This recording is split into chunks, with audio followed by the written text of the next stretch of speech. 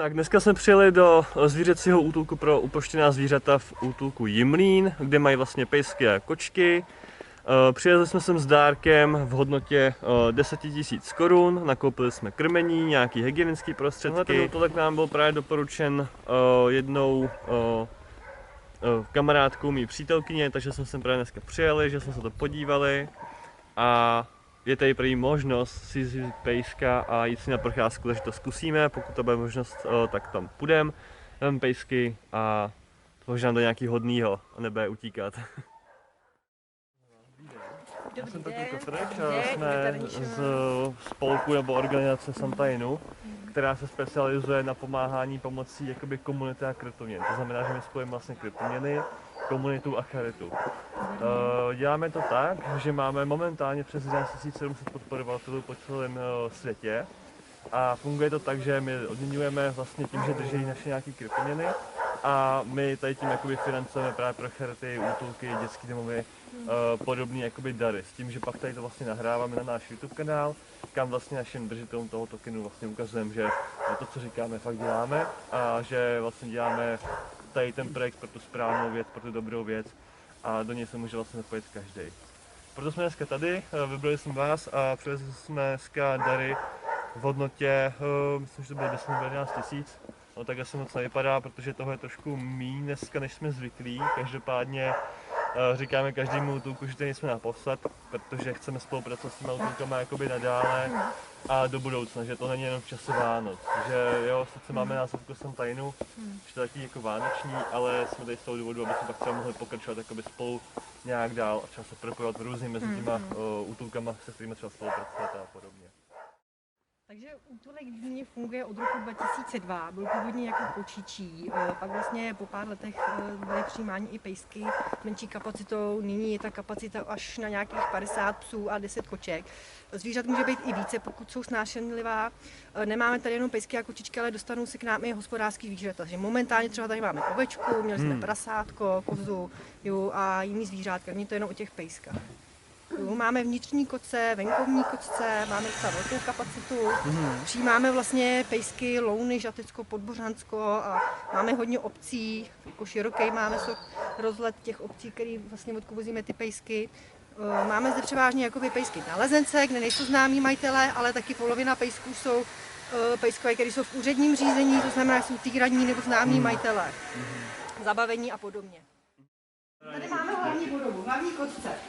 Máme je letos vyměnění, dělali nám nový, fungovali tady nějakých 12 let, takže jsme dělali nový. Aktuálně už jenom vlastně čistíme dezinfekcí vším možným a už budou připraveni použití, takže teď na zimu tam pejsky dáme, otopíme a budou v teple. Tady máme třeba kancelář, máme třeba k prodeji i naše různé reklamní předměty, prodáváme hrnečky, přívěsky. Je možné tady vlastně zakoupit vodítka, blišáky, obojky, všechno možné. No.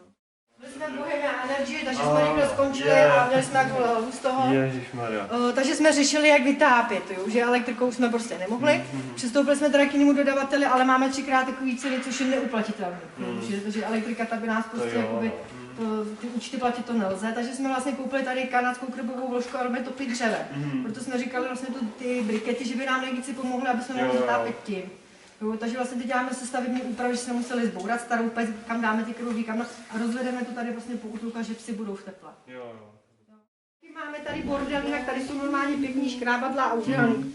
Hezky pro kočičky, jo. Mají i venkovní potom výběh, že chodí, mají v létě otevřený okno a chodí i ven ty kočičky. Jo. To je docela moje, mají rádi krabice, takže... Tady ty kocouři byli spolu doma, našli domov, ale bohužel paní zjistila, že je silný alergik, taky vrátila. Jo, to alergie. No jo. No, takže kočičky takhle zatím v nepořádku, bohužel. Tady ta kočička, ta má vlastně rakovinu, ta měla nádor na oušku, kousek jí ho vzali. To je krásný koťátko. Vy jste nádherný. Už je starší, no, taky.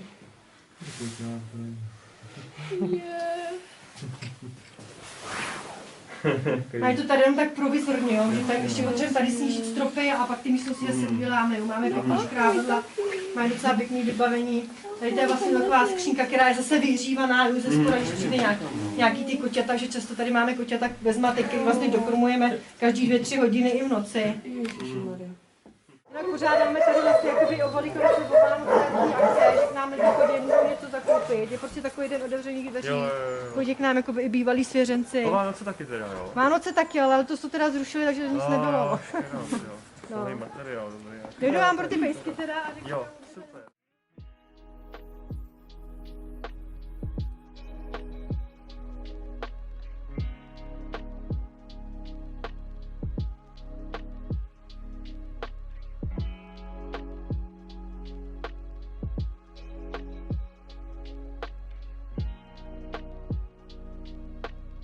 V tomhle útulku je možnost si i zapojit také pejsky na procházku. Půjčou teda jenom ty, co se jakoby líp chovají, nebo kteří jsou víc přátelstější, protože tam jsou i pejsci, který třeba nemají úplně rádi lidi, protože prostě měli špatný třeba majitele, takže nemusí mít rádi lidi. Každopádně máme teďka tady 2 pejsky, tady to je asi nějaký husky, bych řekl. A se kterýma jsme na procházce, někam se tady projdem. Musím mít tady rozestupy, protože ty pejsci kolikrát jakoby, že se úplně neznají, že jsou v jiných těch jakoby, sekcích, těch klecích. Takže proto musíme jít takhle s rozestupem. Ale chovají se krásně a jsou v pořádku, netahají, jsou přátelský a mazliví. Ale zrovna čůra.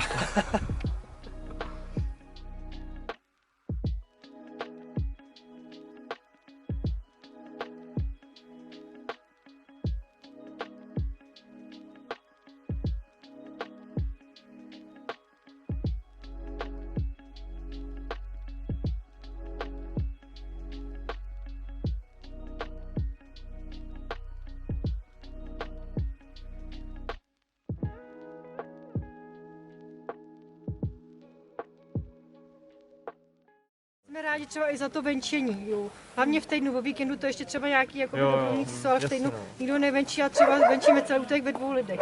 Můžu napsat na stránky, že... To by bylo taky fajn, no. Ty pejsky to potěší, že se dostanou z toho kopce. Jo.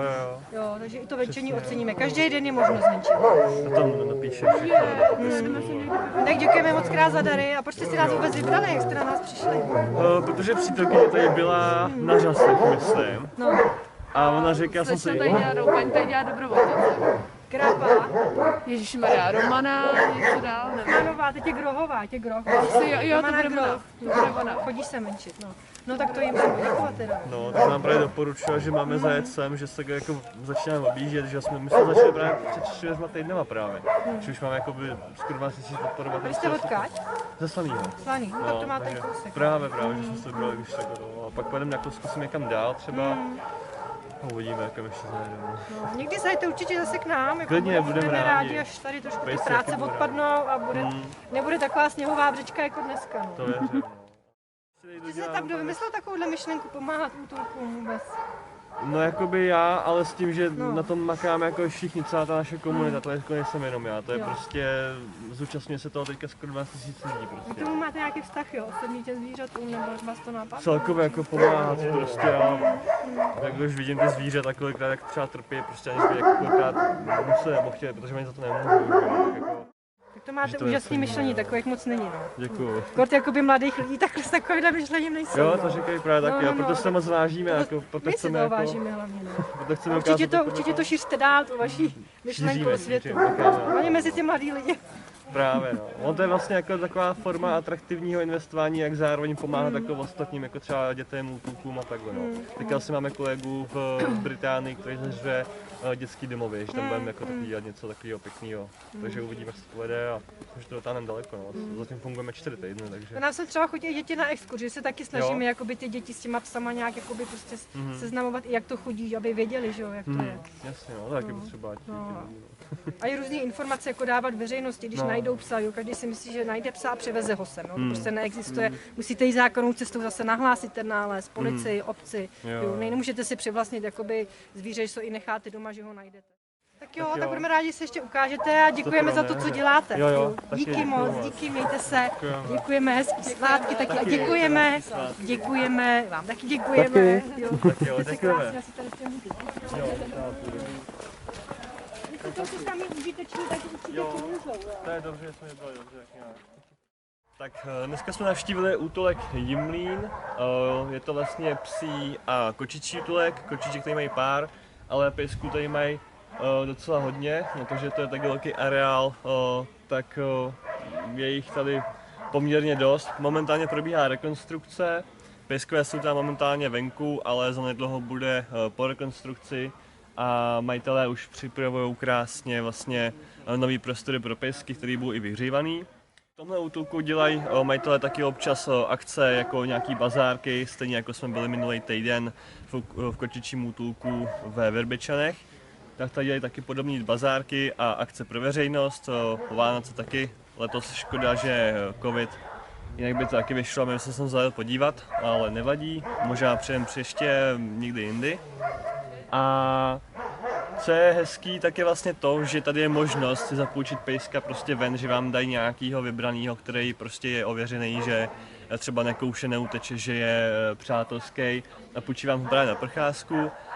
Paní říkala, že o víkendu tady mají toho půjčování těch pejsků dost, ale ocenili by, kdyby sem chodili i lidi normálně přes týden si půjčovat pejsky, protože pak to musí zadat sami jenom ve dvou. Takže zkusíme sem někoho dostat, aby třeba nějaký dobrovolník, když by měl čas třeba přes týden, tak ho sem můžeme nasměrovat a může si tady vyvenčit pejsky, protože pejskové všechno byly v pohodě, netahají, nekoušou, jsou mazliví a jsou vtipní a hraví. Takže my jsme spokojení s této návštěvou útulku a vidíme se v příštím naším videu.